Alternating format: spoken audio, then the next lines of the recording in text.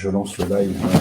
Et donc, on est en live. Salut à tous. Donc, on est en live. On est donc pour notre soirée marathon femmes inspirantes. Il est 18h46, donc on a un petit peu de retard sur l'horaire qu'on avait fixé, mais c'est pas grave. Hein, on était en train d'installer. Comme vous le voyez, justement, c'est un peu différent des autres fois, puisque là, on est un peu sur un espèce de petit plateau.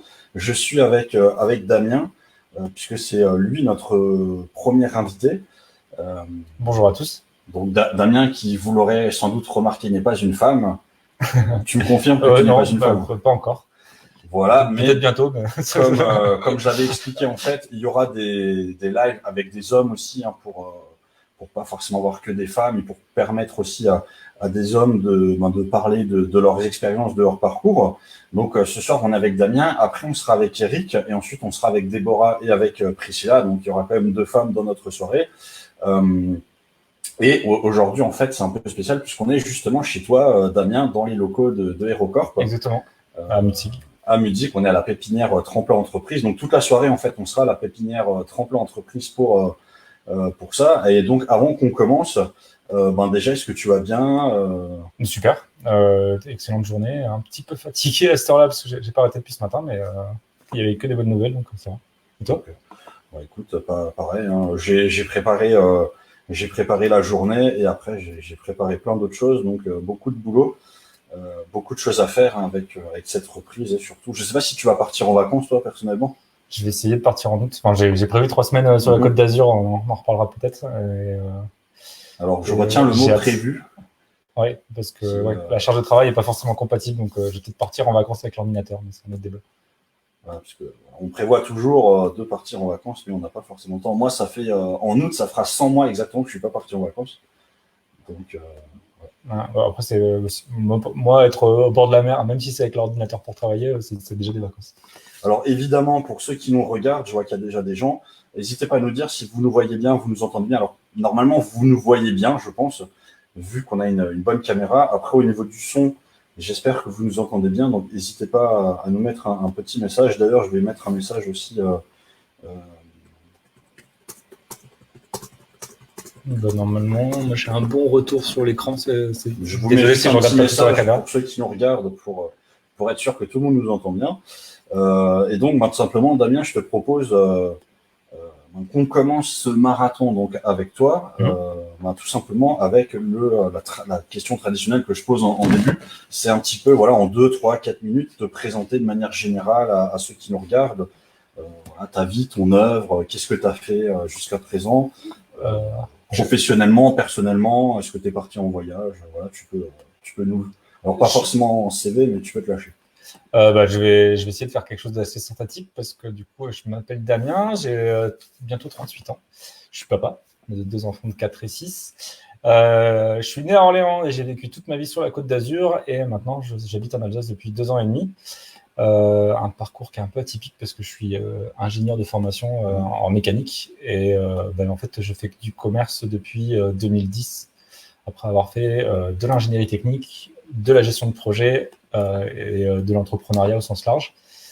Je suis devenu ingénieur d'affaires en 2010 donc, et depuis 2010, je fais quasiment que du business. Donc maintenant, j'ai créé une société qui s'appelle HeroCorp qui conçoit, accompagne et réalise des stratégies de vente automatisée et en l'occurrence principalement des ventes sur Internet pour des femmes, puisque la grande majorité de mes clients sont des femmes dans le durable qui sont formatrices, consultantes, blogueuses ou coachs sur Internet. Ouais, c'est cool. Et juste avant qu'on enchaîne, hein, est-ce que c'est toi qui voulais travailler avec plus de femmes ou est-ce que c'est venu comme ça Alors, au tout début, il n'y avait pas du tout de préméditation, mais en fait, il y a plein de qualités ou plein d'avantages de travailler avec des femmes. Elles ont une intelligence émotionnelle qui est beaucoup plus intéressante et sur Internet, ce qui fait la différence, c'est les émotions, surtout pour la vente. Donc, moi, c'est plus facile d'avoir des résultats pour elles. Elles ont une résilience au travail qui est vachement intéressante. Elles ne se découragent pas si facilement que ça. Alors qu'on pourrait croire que les hommes sont forts et orgueilleux et tout ça, mais en fait, ça aide pas forcément sur le moyen terme, parce que c'est un vrai marathon de générer de la croissance pour les entreprises. Elles acceptent les commentaires et du coup elles savent se remettre en question. Et ça, c'est une grande qualité. Et du coup, l'un dans l'autre, j'ai beaucoup de facilité à faire tripler le chiffre d'affaires de femmes en quelques mois. Et du coup, comme j'ai des bons résultats pour elles, je peux facturer plus cher et parce qu'elles sont contentes du résultat et que ça me permet de travailler avec certaines femmes depuis 18 mois ou voire plus, alors que on peut se dire que j'ai un taux de facturation qui est super élevé, mais elles sont super contentes. Et du coup, il y a quelques femmes avec qui j'ai commencé où elles étaient à 3-4 000 euros par mois, elles sont montées à 30 000 euros, donc avec des milliers de clients et des résultats qui sont assez indécents. Et c'est toute la magie d'Internet. Écoute, justement, on va enchaîner puisque tu en parles. Donc, est-ce que tu peux, pour ceux qui nous regardent, expliquer un peu plus en détail c'est quoi ton projet HeroCorp et comment ça fonctionne exactement? Qu'est-ce que tu proposes? Alors, moi, je fais ce que certains appellent du business coaching. Donc, je suis business coach et j'ai créé une agence qui permet de réaliser les outils dont on a besoin, donc en l'occurrence des tunnels de vente et de la publicité, de la génération de trafic. Donc, en gros, je prends, c'est ce que tu m'as vu faire tout à l'heure en arrivant, je prends un business de femmes ou d'hommes à intelligence émotionnelle forte. Je fais un audit complet, j'analyse la psychologie de leurs clients, je leur conçois toute une offre de zéro. Pour certains, je leur recommande une stratégie, je leur explique comment faire. Pour d'autres, je le fais à leur place en mode agence. Et du coup, c'est création des pages d'Internet, rédaction de tout ce qui pourrait être script de vidéo, script de page, script d'email. Et après, on met tout ça en musique et on relie tout, on intègre dans le jargon pour que ça fonctionne en automatique. Et donc après, on n'a plus qu'à envoyer du trafic. Donc, soit pour les blogueurs, leur trafic naturel qu'ils ont fait en rédigeant des articles, soit pour les personnes qui ont un peu moins d'audience, de la publicité, des vidéos YouTube, tout un tas de choses. J'ai quelques clients YouTubeurs pour qui on récupère ce trafic sur Internet et on les emmène vers des offres dédiées et conçues exprès pour trouver des nouveaux clients. Et puis après, on les emmène vers leur univers de produits ou de services en fonction de ce que font les clients. Ou les clients. Ok. Et donc, tu parlais un peu de ta typologie de clients. Tu disais que tu avais des youtubeurs. C'est quoi comme type de youtubeurs qui font appel à toi? C'est aussi des femmes? C'est un petit peu tout. C'est principalement des formateurs ou des consultants, certains coachs. Le vrai point commun entre tout le monde, si jamais il y avait un seul leitmotiv, et je m'en suis aperçu il n'y a pas très longtemps, et je suis en train de créer une nouvelle marque par rapport à ça, c'est avoir une vision durable dans le sens écologique, social ou solidaire. Et du coup, que ce soit une blogueuse qui s'appelle Mélanie, qui est les Pies Bavardes en l'occurrence, qui a une grosse communauté de créatrices qui fait la promotion et qui aide ces créatrices à faire du circuit court. Que ce soit des gens qui font des formations couture, mais pour faire la promotion de ce qu'on appelle du cuir végan, du liège en l'occurrence, pour faire des sacs à main, des casquettes ou d'autres créations avec ces matériaux, des youtubeuses zéro déchet ou instagrammeuses en l'occurrence zéro déchet, c'est IGTV, c'est un petit peu le même métier, de la healthy food, ou d'autres. Je travaille avec quelques startups comme dans le covoiturage. Tous, ils sont vraiment autour d'une une économie écologique, sociale ou solidaire. Et du coup, j'ai acheté un nom de domaine entrepreneur-durable.com et je suis en train de développer toute une gamme de produits et services ouvertement marketés comme ça, mais c'est pas juste du greenwashing. C'est vraiment parce que je peux te donner un certain nombre de références de produits végans, bio, durable au sens large et où à impact positif comme la startup de covoiturage qui plante des arbres à hauteur d'un certain pourcentage de son chiffre d'affaires. Et c'est vrai que tu travailles donc avec des personnes qui ont une certaine philosophie de vie. Est-ce que c'est aussi est-ce que toi aussi tu as ce type de philosophie de vie? Je suis pas un ayatollah de ça, mais je commence à faire très attention à la quantité de viande que je consomme, à la consommation énergétique. Je suis en train de changer les outils que j'utilise. Tout le monde connaît Google Drive, Vimeo, Zoom, et des choses comme ça. Et j'ai trouvé des concurrents qui sont déjà attentifs à la consommation d'énergie que leurs serveurs consomment, mais qui en plus alimentent leurs serveurs avec des énergies durables, certifiées, et compensent carbone leur consommation.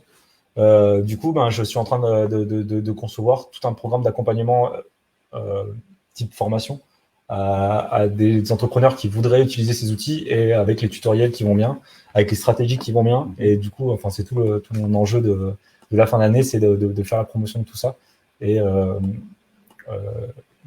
essayer de remplacer site web par site web à ma modeste contribution, ces outils, ces produits, ces services par leurs homologues plus durables, voire écologiques. Je ne sais pas si on peut parler d'écologie avec Internet. Je suis pas, comme je le disais, je suis pas un ayatollah, hein, j'ai conscience de. Mais le moins on consomme et le plus on arrive à faire là-dessus, c'est le mieux c'est. Ok. Et on va enchaîner sur justement quelque chose qui nous a un peu tous touchés. Hein. Il y a quelques semaines, quelques mois, il y a eu le fameux Covid. Voilà, le ou la Covid, comme parce qu'apparemment c'est la Covid. Ah oui, on peut dire là cette année, ce mois-ci. Est-ce que toi, c'est quelque chose qui t'a personnellement touché, professionnellement touché? Est-ce que il y a eu des remises en cause, ou ça t'a permis de te conforter? Est-ce que ça a été une opportunité aussi pour te développer? C'est une question assez vaste. Personnellement, évidemment, j'étais confiné comme tout le monde. J'avais pas d'école, comme j'ai des enfants. J'ai dû parfois travailler à la maison avec les enfants, et Dieu sait que c'est long aussi, des journées sans école ou des semaines sans école. Dans l'ensemble, je m'en sors super bien parce que étant à la campagne en Alsace, le confinement, on va pas se mentir, c'est pas des barres d'immeubles dans le froid, hein, c'était plutôt confortable. Il n'y a pas de pression en termes de distanciation sociale, puisqu'il y a déjà la distance sociale naturellement dans les villages en Alsace. Et en termes d'activité professionnelle, j'ai connu quelques clients pour qui je faisais du développement commercial un peu plus traditionnel, mes anciens clients, où leur activité, littéralement, elle s'est effondrée. Du coup, j'ai perdu un tiers de mon activité à peu près. Mais par contre, tous ceux qui étaient sur Internet m'ont demandé 2 à 4 fois plus de travail. Et du coup, l'un dans l'autre, moi, j'ai un chiffre d'affaires qui a explosé, et j'ai des sollicitations encore quotidiennes pour la suite. Et alors, je sais que j'ai déjà un plan de charge jusqu'en septembre qui est colossal. Okay. Donc c'est vrai que dans ton activité, ça a été bénéfique. Et en termes de clientèle, ça t'a fait gagner des nouveaux clients? En fait, la première semaine du Covid, j'ai eu la chance de faire une conférence invité par on va dire un grand marketeur français, même si c'est pas celui qui se fait appeler comme ça, Sébastien Tissier en l'occurrence, pour le nommer. Et du coup, j'ai fait une conférence sur justement les systèmes de vente. Et je savais que dans le milieu, j'étais un peu connu, mais en fait, lui qui a une audience qui est beaucoup plus large, il m'a donné une visibilité qui a fait que même encore cette semaine, j'ai reçu des coups de fil suite à la conférence qui était le 28 mars exactement.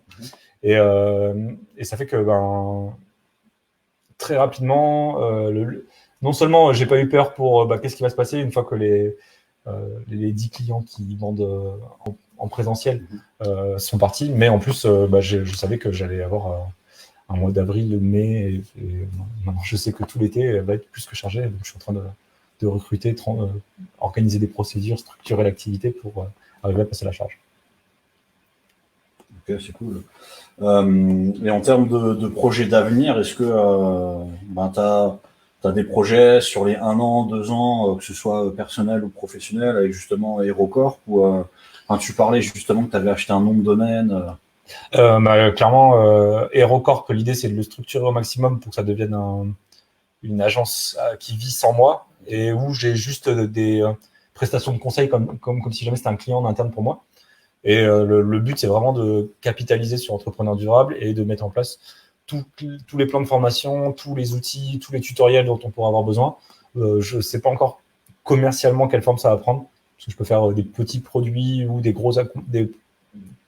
formations et coaching mélangés, coaching de groupe, pour que l'idée, c'est pas de gagner de l'argent sur la formation, c'est vraiment que les projets avancent et soient pérennes et durables. Et du coup, le nom de domaine avait un peu cette double connotation. Et permettre à des entrepreneurs durables dans le sens écologique d'avoir une activité qui va être elle-même pérenne durable. Donc, c'est vraiment la volonté du truc. Et donc, je suis en train de voir comment je peux accompagner au mieux pour à la fois accompagner beaucoup de gens et en même temps avoir des vrais résultats pour chacun. Donc, c'est sans faire de la République en marche, l'équilibre n'est pas forcément évident à trouver. Ok, c'est cool. Et après, de manière personnelle, est-ce que tu as des projets de vie, des envies aussi je sais pas, de prendre du repos, de voyager peut-être? J'avais prévu avant l'ère Covid de faire un tour du monde le plus comment dire, écologique possible. Donc, tu vois, pas forcément en sac à dos parce que avec les enfants c'est pas possible, mais pas très loin. Maintenant, on va voir avec la réouverture des frontières comment ça pourrait se passer. Le projet c'était pour septembre 2021. Et du coup, avec le Covid, je pense qu'on va au moins attendre une année de plus parce que comment dire, le vaccin sera pas encore sorti. Mais on verra comment ça se passe en l'occurrence. Et j'ai encore plus envie de le faire parce que j'ai eu la chance de voyager un petit peu par le passé. Je connais assez bien l'hémisphère nord. J'ai vécu au Japon, j'ai vécu aux États-Unis, j'ai vécu au Canada. J'ai un peu moins la Russie, l'Inde, etc. Mais je connais pas du tout l'Afrique, pas du tout l'Océanie, pas du tout les Amériques du Sud. Et du coup, ça donne vraiment envie de voir ça, surtout tant que la planète est encore en bonne santé. Et si jamais j'arrive à le faire et continuer mon activité de développement pour les entrepreneurs durables, ça peut être vraiment cool dans tous les sens du terme. Alors, petite question, parce que je sais que Eric, qui va passer juste après toi, nous regarde et que c'est un grand aventurier. Parmi tous les pays que tu as visités, c'est lequel que tu préfères, ou c'est lesquels que tu conseillerais peut-être pour des gens qui aimeraient soit de voyager, soit de s'expatrier? Alors, à vivre, si jamais on avait moyen de vivre sans travailler, le Japon sans hésiter, parce que c'est, je ne sais pas si certains connaissent la Suisse ou Monaco, mais c'est un peu la Monaco à taille, entre le sud et le nord du Japon, il y a 5000 km, donc c'est pour vous donner l'ordre de grandeur en termes de climat, de taille des îles, c'est un peu déformé sur la planisphère avec la vision qu'on en a. Si jamais vous voulez du dépaysement, par contre, c'est un tout petit peu trop américanisé de nos jours. C'est un peu décevant pour ceux qui ont vécu l'ère manga et tout ça. Il n'y a plus grand-chose qui ressemble à ça, à part la campagne profonde. Par contre, il y a moyen de se prendre des énormes gifles en allant en Chine. Et en Chine, il y a des quartiers où ils sont un centenaire en avance sur nous, un siècle en avance sur nous. Et à 30 km du centre-ville de Shanghai, on est dans la campagne et ils vivent comme au Moyen-Âge. Donc il y a un grand écart culturel, temporel, gastronomique. Il y a partout. On prend des gifles et pour qui veut se confronter un peu à sa culture, à sa connaissance de son pays, à la connaissance d'un autre pays et tout ça. Moi, je pense que la Chine, c'est une des plus grosses gifles que j'ai prises, quoi. Après, j'ai pas été en Afrique ou en Mongolie ou dans des pays très reculés qui ont encore moins connu notre écosystème occidental, parce que mine de rien, l'Asie a quand même beaucoup été influencée. Mais c'est là où j'ai été le plus secoué, bizarrement, comme on les voit dans les films et tout, l'Amérique du Nord, ou même le nord de l'Écosse, presque austral, des choses comme ça, c'est pas si dépaysant. Et en Chine, tu as été dans quelle ville exactement? T'es allé à l'intérieur ou t'es resté plus sur le littoral? Je suis resté qu'une semaine, pour être honnête, en Chine. Et du coup, c'était un ami qui était expatrié à Shanghai. Et du coup, j'ai vu Shanghai et 30 ou 40 km à la ronde. Et du coup, ça fait déjà... quand je parlais de grand écart culturel, faut savoir qu'il y a un train à sustentation magnétique qui fait l'aéroport de Shanghai jusqu'au centre-ville. Donc, c'est à peu près 30 km. Et en l'occurrence, je crois qu'il roule à 250. Donc, il y a moyen de faire ces 30 km en quelques minutes dans un train qui est à ça du sol grâce à des champs magnétiques. Et du coup, c'était déjà en 2005 à l'époque. J'avais une vision un peu occidentale, colonialiste sur les bords, parce que du coup, on nous apprend qu'en Europe, on en avance, ou que comme on est influencé par les États-Unis, on se considère plus comme les États-Unis que comme la Chine. Et du coup, on arrive là-bas, c'était avant les Jeux Olympiques, donc ils étaient en train de raser la moitié de la ville pour construire les stades pour les Jeux Olympiques. Les Jeux Olympiques de Pékin 2008. Exactement. Voilà. Pour que ceux qui nous regardent. En l'occurrence, les chantiers, la ville, enfin tout, c'était complètement fou. Ils construisent des gratte-ciel avec des échafaudages en bambou qui commencent au 50e étage pour pouvoir faire l'étage suivant, quoi. Des trucs comme ça. Et les gars dans le vide, pas attachés. Et du coup, culturellement, c'est vraiment impressionnant. On a eu un problème électrique pendant la semaine où j'étais. Il y a un électricien qui a mis une tournevis directement dans le tableau électrique, alors que l'électricité arquait. Donc, elle faisait un mini éclair entre les différents fils et le tournevis. Et ça dérangeait personne. Parce qu'en plus, ils ont une relation à la mort qui est complètement différente. Et du coup, je les ai juste vus pendant une semaine, mais j'ai juste halluciné, quoi. Donc, écoute, oui. En fonction des pays où vous êtes, la relation avec la mort et après aussi la relation avec, on va dire, les normes de sécurité n'est pas la même. Et c'est pour ça qu'on va beaucoup plus lentement qu'eux. C'est que du coup, tout se fait plus vite. Il n'y a pratiquement pas de normes. Il n'y a pratiquement pas de respect de l'écologique, en l'occurrence. Il y a plein de trucs qui sont arriéristes d'une certaine vision sans que le mot soit connoté. Et du coup, ça fait qu'ils vont beaucoup plus vite que nous. Ça fait qu'ils sont peut-être quelques dizaines d'années devant nous sur certains aspects. Parfois trop vite. Après, ça, c'est un autre débat. Mais c'est vrai que moi, j'ai eu la chance de voir Broadway quand j'étais tout petit. Et la 5e avenue Broadway, c'est quand même un truc qui secoue un peu comme ça. Et j'ai pris 10 fois cette claque-là en arrivant à Shanghai, quoi. Donc, c'est là où je connais pas Kuala Lumpur ou des villes comme ça. Mais ça doit être frénétique de la même manière. Hong Kong, Taipei, tout ça. Et ça doit être, c'est des trucs, je pense, qui valent le coup. Et c'est entre autres, ça fait partie des destinations qui étaient prévues pour le tour du monde. Okay. Bah écoute, on a dépassé déjà les 20 minutes de live. Je ne sais pas si tu les as vus passer, puisqu'à chaque fois, les gens ils me disent qu'ils ne voient pas passer le temps. Non, c'était super court. Moi, je pensais que ça allait être un peu plus. Bah ouais, bah effectivement, mais c'est vrai que ça passe assez vite. Bah écoute, il y avait juste cette question sur effectivement un peu les voyages. Donc je regarde un petit peu. Ok. Après, sinon culturellement, il y a un truc qui pourrait faire plaisir aux gens. C'est la Nouvelle-Orléans, parce qu'il y a un côté, comme son nom l'indique, il y a un côté très français, mais très français d'il y a 200 ans. Et du coup, c'est vachement intéressant parce que si ce n'est la chaleur et le taux d'humidité qui est pas forcément agréable en plein mois d'été, en l'occurrence j'étais en août, il y a vraiment une culture française qui est latente et qui se mélange avec la culture américaine que tout le monde connaît, et un espèce de passé qui a pour origine le colonialisme, donc passé plutôt africain. Et du coup, il y a une multiculture qui fait que c'est super intéressant. Et le jazz a grandi pas très loin. Et du coup, musicalement, pour plein de raisons, c'est vachement intéressant, quoi. Pour d'autres raisons, ceux qui aiment la musique aimeront Manchester. Mais c'est vrai que c'est la Nouvelle-Orléans, pour le coup, j'avais bien aimé pour plein de raisons sur l'aspect culturel. Alors, une question sur la Nouvelle-Orléans, déjà, combien t'es resté de temps là-bas? 6 semaines. Donc c'est à la fois pas un voyage touristique. Ouais. J'ai vécu avec des Américains, chez les Américains. C'était quoi? C'était pour du boulot? C'était un échange linguistique. En l'occurrence, j'avais 16 ou 17 ans. J'étais en première. C'était avant Katrina en 2005. Exactement. La ville a un peu changé depuis, malheureusement.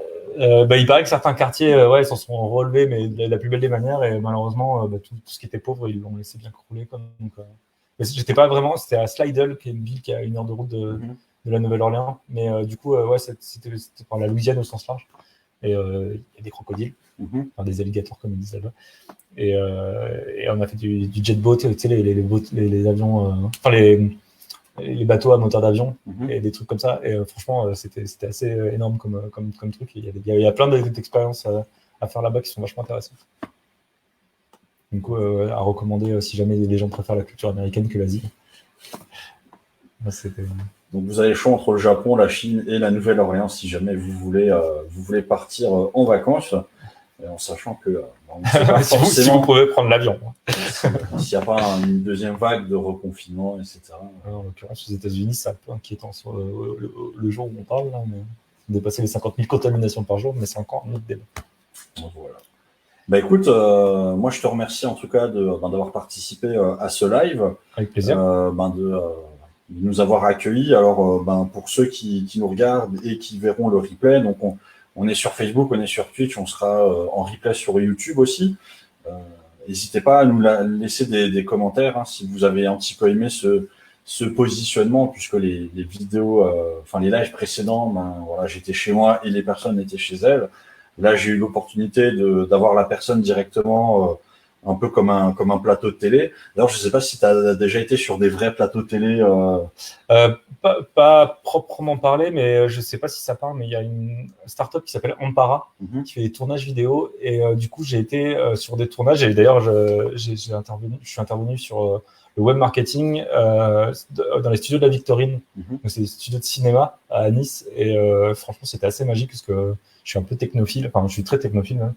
Et là, du coup, il y avait les grandes perches à caméra qui montent à 5 mètres du sol, les éclairages de tous les côtés, des caméras à 20 000 balles et toute une régie télé où il y avait 5 personnes qui s'occupaient juste de faire le mixage vidéo en temps réel dans les lives.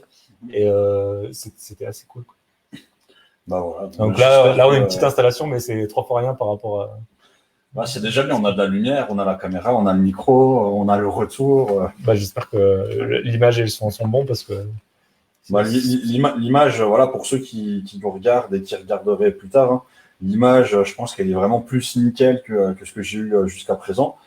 Puisque moi, je le faisais avec mon téléphone, donc c'est pas du tout la même chose. Et en termes de son, voilà, on a un micro professionnel aussi par rapport à mes écouteurs personnels. Donc on est vraiment déjà dans une autre dimension, donc dans les locaux d'Aerocorp, à la pépinière Tremplin Entreprise à Mudig. Donc effectivement, ça donne déjà une autre dimension de ce qu'on peut faire et c'est cool. Et pour ceux qui nous regardent, peut-être au niveau de la caméra, je crois que tu l'as acheté 40 €, c'est ça? Ouais, c'est une C920 de Logitech qui est régulièrement autour de 80 balles sur les sites marchands qu'on connaît bien et qui de temps en temps, 3-4 fois par an, est en promo à 39 €. Et franchement, je pense qu'il n'y a pas besoin de plus pour l'instant. On verra quand on passera la 4K et qu'on aura la bande passante pour l'avoir à la maison. Pas besoin de plus. Hein. En plus, elle est vraiment très bien. Elle est petite. Et on est à une demi-heure de live et voilà, je pense qu'on va s'arrêter là pour que je puisse enchaîner. Donc, on est sur, pour ceux qui nous voient, hein, on est sur une soirée marathon. Donc, le prochain qui va arriver, c'est Eric. Et ensuite, on aura Déborah, puis on finira avec Priscilla, et en espérant qu'on devrait finir aux alentours de 22h, 22h30, si tout va bien. Une belle soirée en perspective avec Damien qui sera toujours là avec nous, vu que lui, il va continuer de travailler pendant la soirée.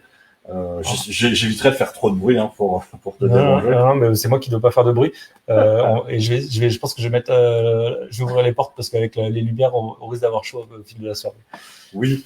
Donc effectivement, c'est vrai qu'avec le micro en plus qui tourne, je pense que le bruit est vraiment très performant. Donc il y aura peut-être des petits bruits. Mais en tout cas, voilà, je te remercie d'avoir participé et de nous permettre d'être là. Merci et donc tu me dis quand tu es prêt et je vais couper le live sur ton image. Écoute, quand tu veux, pas de souci. Merci à toi, merci pour l'accueil et puis au plaisir d'échanger avec les spectateurs s'ils ont des questions.